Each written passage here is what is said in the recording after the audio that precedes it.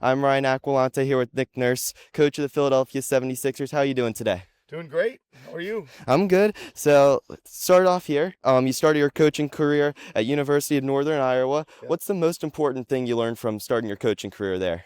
Oh man, probably the most important thing is I knew I loved basketball there. I was played there at Northern Iowa.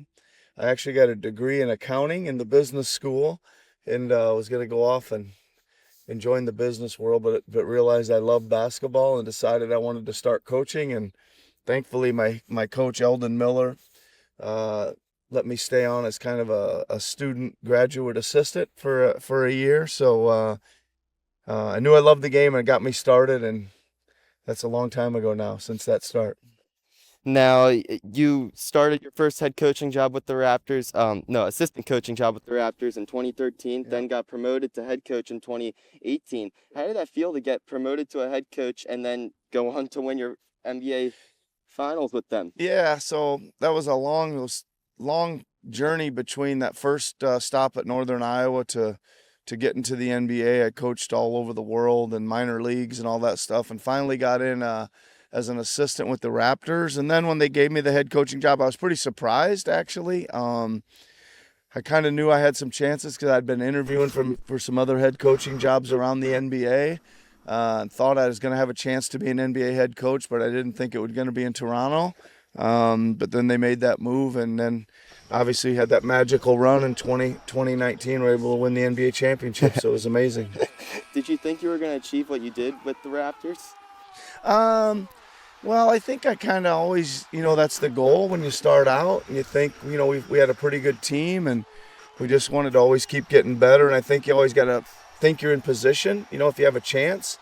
I don't think anybody really had us as favorites, or even when the playoffs started, they didn't talk much about us. But we kind of knew we were getting better and we're pretty good, and thought we had a chance. And give yourself a chance. You never know what can happen, right? Yeah. Yeah. Now, you then coached there for a few more years, and then you went to the Sixers.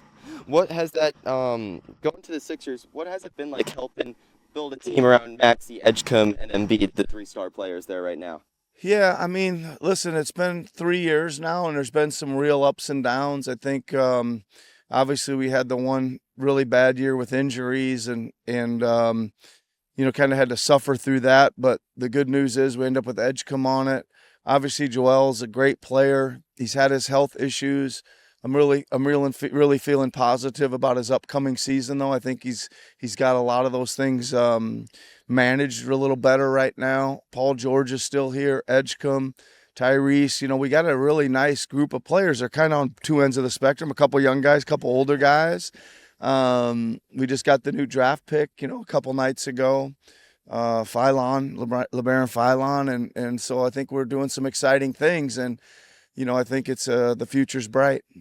Now, as you just said, you drafted LeBaron Philon. Yep. Which current NBA player is the most comparable to Philon's skill set, and what role do you envision him playing on the offensive side of the ball? Yeah, that's a good question. I think that he's kind of a scoring point guard. He can kind of play multiple scoring positions. He's very electrifying. He's fast. He shoots the three. They talk about he's got a bag of tricks. He has a pretty big bag of moves and stuff like that. So he's a scoring guy. I don't really like do comparisons that much. I think each guy's a unique guy, and we're just gonna see what he looks like alongside our other kind of four mainstay guys. Yeah. Now, do you think he can play along with Maxey given the potential size disadvantage on the defensive side of the ball? Well, he's pretty good defensively, right? And I think that's one thing. He's a two-way player. Tyrese's defense is improving like crazy every year, and he's become a really good defender. VJ's a great defender. Yeah, he'll definitely be able to play alongside him. I think the bigger question is, can all three of them play together? And we're gonna have to figure out maybe some switching or rebounding issues and things like that. But it certainly will be a fast group. Yeah. Now, what made Philon stand out to you guys in the organization out of all the other guys you could have drafted in the first round? Well, I think you get to a draft thing, and they always ask the big question: Are you drafting for need? Somebody that slots in positionally of your greatest need, or are you taking the most talent? And he definitely would fall into the most talent category. He was just the player left on the board. You know, most of the mocks had him in the 15 range, and we were picking at 22. He obviously scored a lot. Played in a big, kind of pro offensive system already. So we just kind of took the talent on the upside and figure out, gives us another guy we can work in with the backcourt with VJ and Tyrese. Now, last question here. Who would win in a hypothetical 7-game series between your 2019 Raptors and the 2026 Knicks?